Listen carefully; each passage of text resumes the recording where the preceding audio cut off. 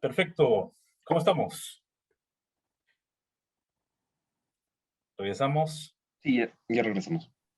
Kenji, ¿cómo estás? ¿Qué tal? Gisela, Gustavo, Giovanna, Jorge, Kenji, Rafael, Roger, Yandira, Sósimo. Qué bueno, qué bueno. Muy bien.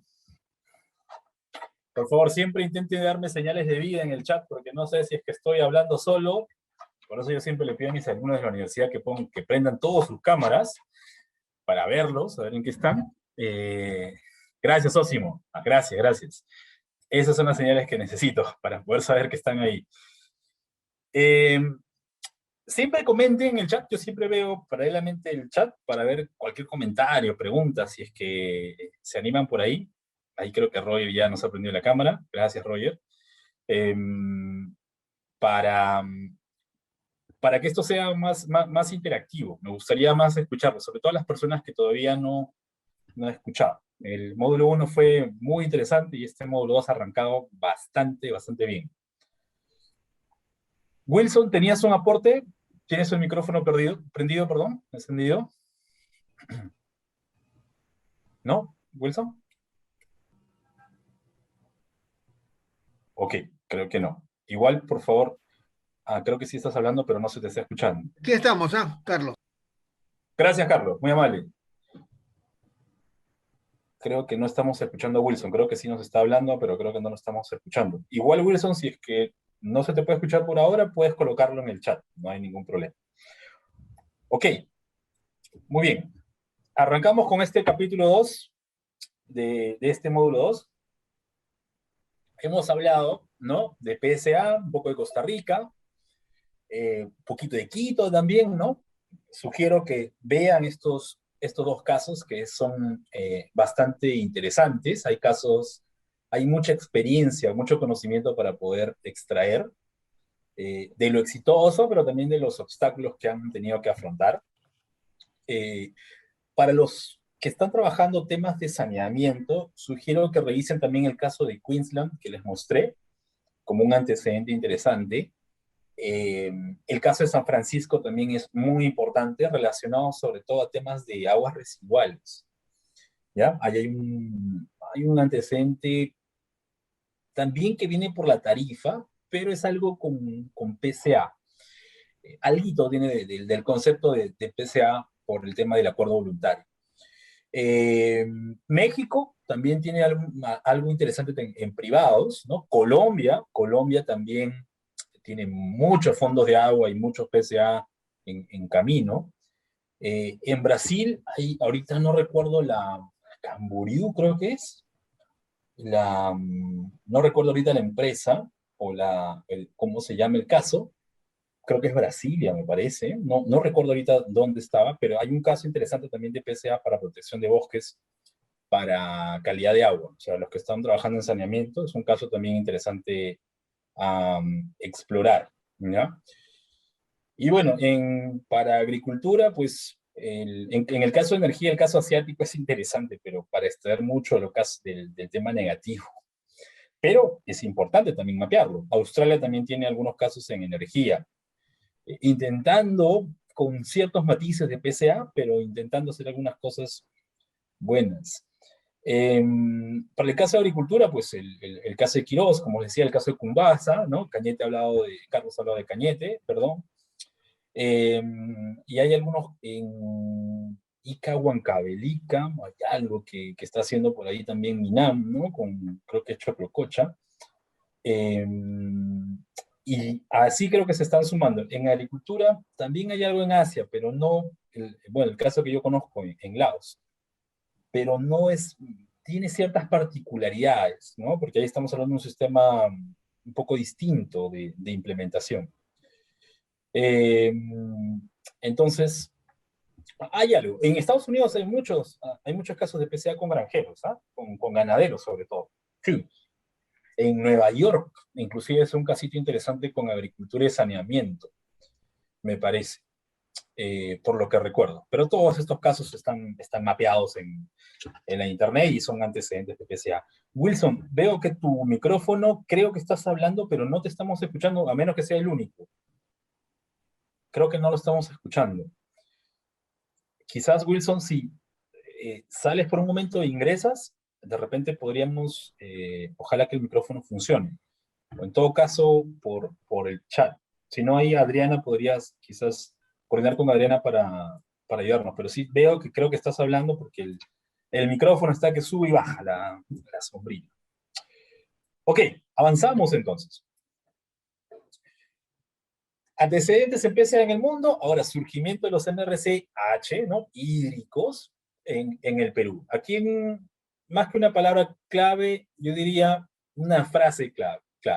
De la casuística, y perdón, ahí omití la S, de la casuística a la generación de la norma. Yo digo esto por lo siguiente, ¿ya? Por lo siguiente. ¿Cuáles son los dos casos emblemáticos de MRC-H hídrico en el Perú? Disculpen que yo hablo de MRC y no de Merece, porque yo vengo de la escuela antigua, ¿ya? Antes de que le cambiaran el nombre. Entonces yo nací un poco de la escuela de repente de Carlos, un poco me entenderá de cuando se hablaba de MRC. Merece salieron como hace 4 o 5 años, pero 4 años de repente. Entonces, perdón si es que hablo MRC, me refiero a Merece, como ustedes lo conocen. Entonces, ¿cuáles son los casos emblemáticos en MRCH? Esto hemos hablado en el módulo pasado, seguramente ustedes lo han leído. ¿Alguien se anima? Jequetepeque, ¿cierto? Kenji, adelante. Ah, sí, Moyobamba me parece que era el otro. Moyobamba es uno, Jequetepeque no, perdóname. No, Kenji. Estaba un poco... Para ver si están despiertos. Moyobamba, correcto. ¿Hay algún otro caso más? MRCH, ¿ah? MRCH, hídrico. Por ahí, Sósimo, adelante. Cusco. Sósimo, Cusco. Cusco, exactamente. Registrado, ¿no? Difundido, altamente mediático. Y en ese mismo camino también va la microcuenca Mariño en Abancay. Abancay, Y Rontococha. así es, y parte, como se llama, de Sedama en Huancayo, ¿no? Sean Huancayo, Huacracocha, así es. La Sucuenca del Chulcas. Correcto, gracias, Osimo. Carlos, por favor, veía que creo que querías intervenir. No, estaba hablando de las potencialidades, las cuencas. Por ejemplo, tenemos algo en Canta, muy interesante, que se viene trabajando, en Canta. Y lo que tenemos que trabajar y bastante es en el RIMAC, con todos los problemas que hay asociados a la explotación de los recursos naturales, ¿no? Pero en fin, lo más importante yo creo que en esto tiene que haber una articulación y una sinergia intersectorial. Y cuando yo escucho bastante de solicitar, creo que la norma necesita un ajuste para que la 3215 se termine de ser de una manera como norma reguladora de, entre comillas, de exigencia y de como antecedente para lograr la conservación de nuestros recursos naturales. De acuerdo, Carlos. En ese proceso estamos, por lo menos creo que el ministerio va a empezar. Y más bien ojalá que nos convoquen para opinar. Ok. Cusco, Moyobamba, ¿alguien conoce de un caso más que de estos casos? Sosimo me ha hablado también de Rondococha, Huancayo, el Chulcas con el caso de Huancayo. ¿Qué hay de Ayacucho? Creo que tenemos algunos participantes de Ayacucho. Razubilca, en la cuenca del Cachi. Teníamos, creo que, participantes de Ayacucho, ¿no? De Cajamarca. Jaén es un muy bonito caso. No es tan antiguo, pero es reciente y creo que le están dando mucha fuerza. Creo que teníamos a alguien de Cajamarca, ¿no? De Seacaj, creo. Sí, ingeniero, buenas Jorge, tardes. ¿cómo estás? ¿Qué tal? Ahí recién se está implementando lo que es el DHR y recién se está planteando lo que es el plan de intervención, como usted comentó, y todos los participantes también dijeron que lo más difícil es llegar a los acuerdos con parte de contribuyentes y retribuyentes. Un caso para comentar que es, por ejemplo, que ellos no piden, por ejemplo, camionetas, otras cosas, así como se mencionó, pero sí con herramientas estamos tratando de recuperar y conservar microcuenca del Ronquillo, en este caso que abastece a la EPS de acá. Gracias, Jorge. Qué bueno que SEDACAJ ya está impulsando y moviendo el tema. Ese es muy, muy bueno. Giovanna, creo que querías intervenir, perdóname. Ay, sí, no se ha activado el audio. Bueno, en Ayacucho tenemos, como has mencionado, Oscar, en la cuenca Cachi, ya tenemos ahí un mecanismo en el cual nosotros, los de la ciudad, venimos pagando ya nuestros recibos, una determinada cantidad, el cual se viene acumulando. Creo que no se ha invertido todavía en ningún proyecto porque es muy poco lo que se viene recolectando todavía y se está, creo que se está esperando a que haya cierta cantidad para que puedan hacer un proyecto en la parte alta, más o menos una buena cantidad sería, ¿no? Creo que 200.000 más o menos es lo que se recauda anualmente, lo cual es muy poco para un proyecto, ¿no? Entonces, y también en la cuenca, en Razuhuilca también, igual, es la misma empresa de saneamiento la que da el servicio en esa microcuenca y también en Cachi, entonces también ahí la ciudad de Huanta, en la que es la beneficiaria, también está ya en el servicio de agua, en el recibo, ya está también retribuyendo, ¿no? Gracias, Giovanna, gracias. Una pregunta por curiosidad también para todos. Giovanna, ¿se siguen haciendo las maratones al Cachi o ya no ya? No, en este contexto de COVID, no, pero sí algunas ONGs estaban fomentando la visita con este tema de la ruta del agua, ¿no? Que el agua no viene del caño, el agua viene de la cabecera de la cuenca, un poco para promover de dónde viene el agua, ¿no? La visita a las cabeceras de cuenca y todo esto, ¿no? Sí, ahora en este contexto no mucho, se ha dejado un poco de lado eso. Esperemos retomar ese trabajo cuando mejore, ¿no? Este contexto. Claro, Giovanna, muchísimas gracias. En algún momento vi una propaganda, la maratón más dura del mundo, y es realmente duro, ¿ah? Creo que suben desde la Plaza de Armas hasta Cuchoquecera y más arriba, creo, ¿no? Muy interesante. Por alguien si se anima, ojalá que, bueno, ni bien termine este contexto, alguien que se apunte para esas maratones. Creo que hay 5K, 20K, bueno, ya no recuerdo. Kenji, por favor, adelante. Sí, yo tenía una pregunta. Me pareció curioso el ejemplo del EPS Ayacucho porque, digamos, yo tengo familia ahí y no sabía, desconocía que se había implementado ese mecanismo. Ahora, sobre la base de eso, digamos, cuán alineado están estos ejemplos específicos con digamos, con la definición de merece, porque, digamos, al no ser voluntarios, porque me imagino que a la población no les han preguntado si es que quieren hacer el pago se hace indefectiblemente en el recibo. Entonces, ¿cuán voluntarios son estos pagos? Yo puedo preguntarte desde ya un poco la teoría regulatoria, ¿ya? Hay audiencias públicas para actualizar la tarifa.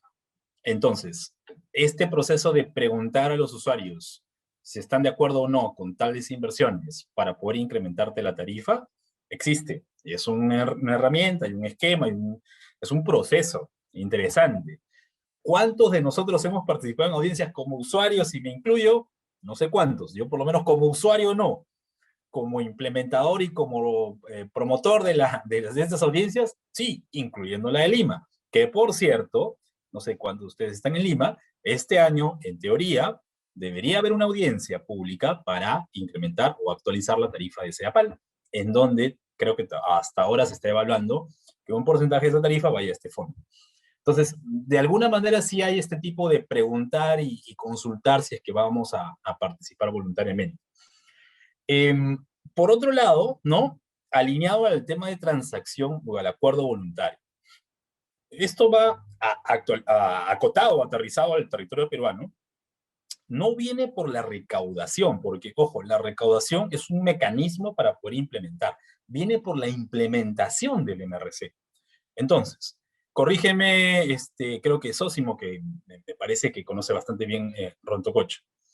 Yo no voy a obligar a que la comunidad de Micaela Bastidas o a la comunidad Atumpata, creo que no me acuerdo ahorita el otro nombre, no voy a obligar a que participen. Estas comunidades me pueden decir que sí o que no. No hay ningún problema, pero ahí está mi proceso de negociación y de justamente llegar a un acuerdo para implementar el MRC, que es el paso 1, pero luego el paso 2 es ver, a ver, cómo voy a implementar y qué voy a implementar. Voy a capacitar, voy a construirles un embalse para riego, voy a construirle canales, ¿no? Voy a hacerles pasantías, simplemente voy a hacer talleres de sensibilización. Entonces, ahí ese es el tema de la negociación y el tema, digamos, de la parte voluntaria.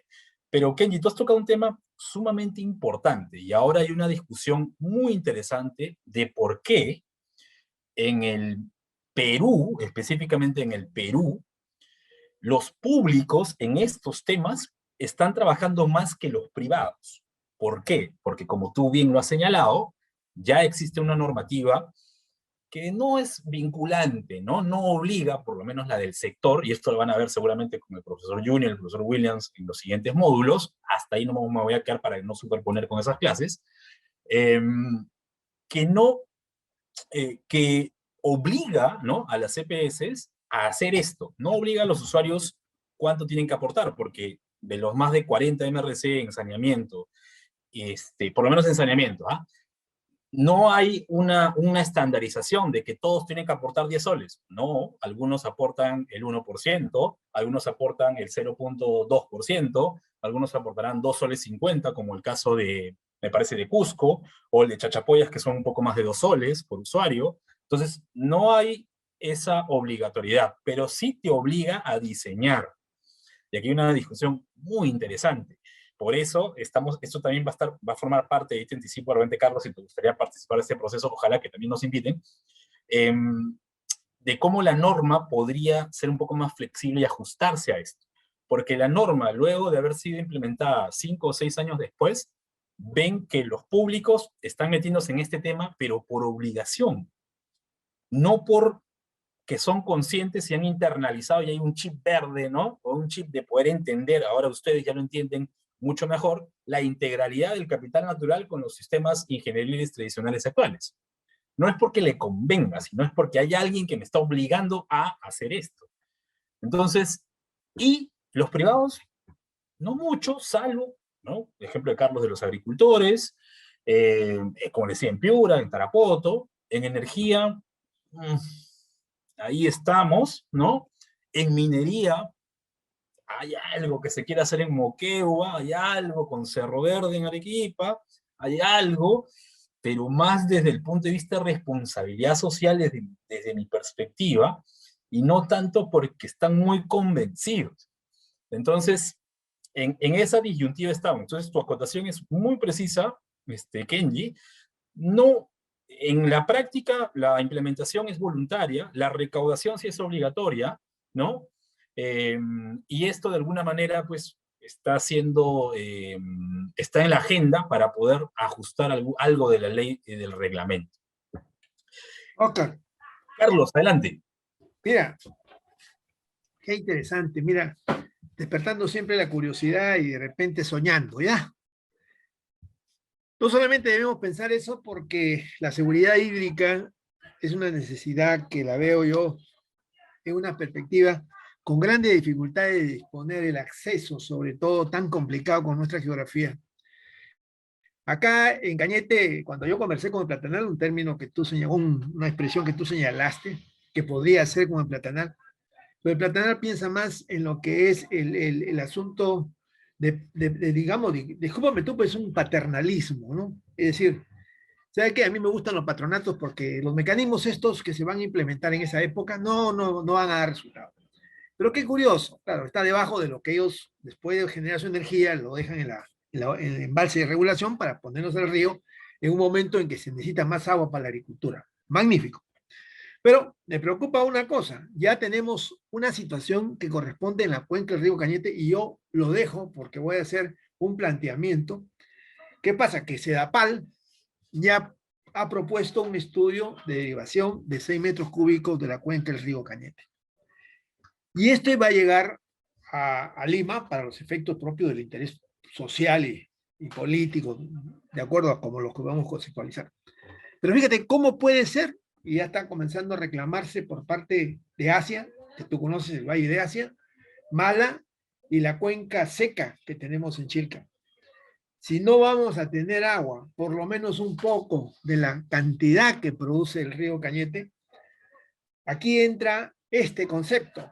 ¿Qué vamos a hacer para que Cañete diga, bueno, pues se van a llevar el agua porque hay un interés? Muy bien, pues señores, de alguna manera va a tener que haber una aplicación de este mecanismo o, entre comillas, lo que tenemos que recibir como complemento. Lo dejo esto porque estoy trabajando en una necesidad. La necesidad mía como ciudadano también y como profesional es que el balance de las cuencas nos determina en el territorio serios problemas, y ya tenemos mecanismos internos de las empresas con las filtraciones para, por ejemplo, regar, para poder darle agua a las poblaciones. Pero, ¿qué va a pasar con esta situación como la que yo vi de la gran necesidad en el proyecto Puyango-Tumbes, con la contaminación que nos dan? ¿Cómo podemos hacer nosotros, entre nosotros, cuando no tenemos, digamos, definitivamente una regionalización? Vamos a trasuntar más allá de eso. ¿Cómo podemos este mecanismo ponerlo políticamente en la mesa para lograr que en todo caso, sin ser exigente, tiene que haber una retribución de alguna manera porque se van a generar beneficios por el agua en Lima, y ya nosotros en Cañete estamos preocupadísimos qué cosa es lo que no va a dar. Más regulación, Sedapal puede hacer. Necesitamos agua en Asia, también. Necesitamos agua en Mala, también. Necesitamos agua en Chilca, terriblemente. Entonces yo lo dejo a todos ustedes para que vayan viendo la perspectiva regional del desarrollo de los pueblos, que dicen, bueno, pues, sin ir muy lejos, también Guaral. Guaral también ya está ahí peleando un poquito con Sedapal, y tenemos que buscar alguna manera, y este mecanismo, si tú lo ves en la filosofía propia para mí de lo que es la integración social y económica, es decir, tú estás en un territorio donde somos hermanos por el agua o por lo que tú me llames, pero somos gente que tenemos que integrarnos. Y para integrarnos este mecanismo, creo a mi manera de ver, por lo mucho que tiene que caminar y andar todavía, va a ser, por lo que yo creo en la gestión de los consejos hídricos de Cuenca, fundamental. Y ya tenemos los estudios avanzados, ¿no?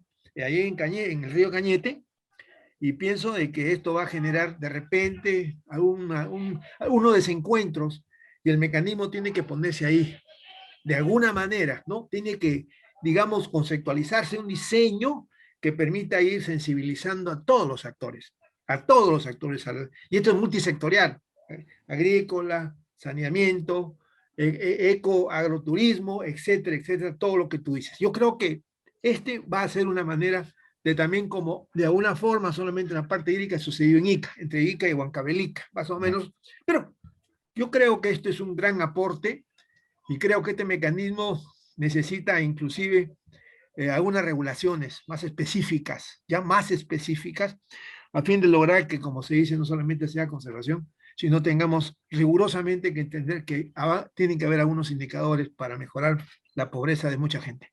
Okay. Eso es todo. Carlos, muchísimas gracias por ese aporte. Tengo que avanzar, te puedo dar 2 comentarios al respecto muy rápido, pero creo que Sósimo quería comentarnos algo. Sí, Oscar, el tema de manejar la cuenca, ese es complicado, ¿no? Entonces, tenemos que tener una visión mucho más holística, integral, multidisciplinario, interinstitucional. Y que, bueno, el mecanismo me parece que podría ser una estrategia para ir consolidando estos, ¿cómo se llama? Esta gobernanza del manejo del recurso hídrico. Creo que ya en algunas microcuencas, como el tema de Mariño, el caso de Rontojocha, pese a que es pequeño, no es tan grande, pero tiene un problema muy, muy grande, ¿no? Los contribuyentes no se ponen de acuerdo, los retribuyentes peor, ¿no? Entonces cada uno tiene su propuesta, pero estamos allí, o sea, estamos avanzando. Lo que sí necesitamos el aporte político, ¿no? Muchas veces, si bien es cierto, la parte técnica sustenta con toda su propuesta, pensando en la sostenibilidad de la microcuenca o la cuenca, pero lo que decía es la parte política. Y muchas veces cuando se habla pues de incremento de tarifa, ¿no? De pago, estás tocando la parte del rédito político y eso pues no es bueno para los políticos. Pero la cosa no es quedarse ahí, hay que insistir, pienso que poco a poco se va a ir avanzando. Interesante el trabajo que hay que seguir más bien socializando y quizás, ¿no? Con esta coyuntura y estos avances que tenemos, podemos fortalecer esta ley del Merece y hacer una política nacional ya para más adelante, ¿no? Nada más. Sósimo, muchísimas gracias. Tengo que avanzar, pero les dejo 3 aportes. Para Sósimo, has hablado un tema que vamos a hablar un poquito amplio, el tema de la gobernanza. Mi punto de vista de la casuística, los MRCE, uno de los elementos para poder diseñar un MRCE son las plataformas de buena gobernanza. Podemos citar que si son grupos impulsores, que si son comités gestores, y ahora los lineamientos del MINAM recientemente publicados, y que me parece que van a tener que ser reajustados, define qué es uno y lo otro. Esta es una discusión de otro tema. Sin embargo, y seguramente algunos que conocen de los casos de Moyobamba, creo que tenemos algún colega de Mayo, los MRCE como plataforma, como convoca a los actores y a sectores, como bien lo ha mencionado Sósimo, y también en Demasía Carlos, está de alguna manera, ha promocionado, ha promovido, ¿no?, la conformación de consejos de recursos hídricos. Es más, hay consejos de recursos hídricos, cito, Arequipa, ¿no?, la cuenca del Quilcachili, el Consejo de Recursos Hídricos de Chillón, Rímac y Lurín, Moyobamba, sé que hay, en el caso de Chirapiura me parece que también están arrancando. Hay grupos técnicos, grupos temáticos específicamente para abordar temas de ecosistemas y ven a los MRCE como un mecanismo de financiamiento para poder implementar todas estas ideas, ¿no? Porque al final, ustedes saben también como yo que los consejos tienen un plan, ¿no? Pero al final decantamos en cientos de millones y no sabemos cómo implementar. Hay cosas que sí se pueden, pero al final tenemos que buscar por fuentes. Los MRCE son fuentes para poder implementar algo de estos consejos. Y los MRCE han ayudado justamente a dar esta semillita, como yo les mencionaba, para poder escalar, ¿no?, estas dimensiones de gobernanza. Y para Carlos, 2 cositas bien puntuales para avanzar, con el tema de Cañete. Muy sonado lo que tú mencionas actualmente. 2 cosas. Hace unos 2 o 3 años, cuando yo recién escuché esta noticia de Cañete, claro, se veía a los MRC como un mecanismo de concertación. Pero la primera pregunta, y sobre todo académica, decía, ¿esto es retribución o compensación? Lo dejo ahí, porque esto implica una discusión muy, muy grande.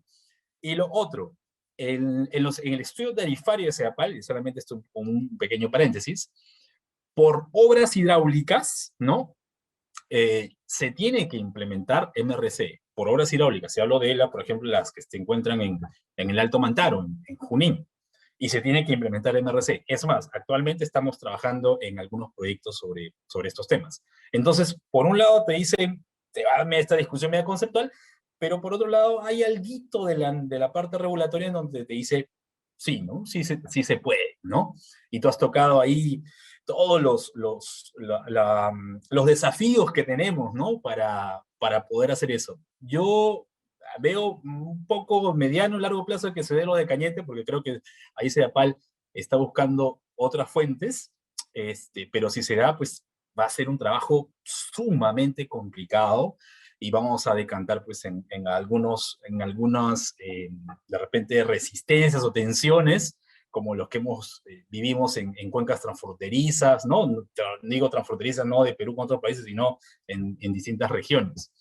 Y recuerdo, seguramente algunos colegas de Junín se pueden acordar de esto, la mayor parte del agua de Lima viene de Junín, viene del Alto Mantaro.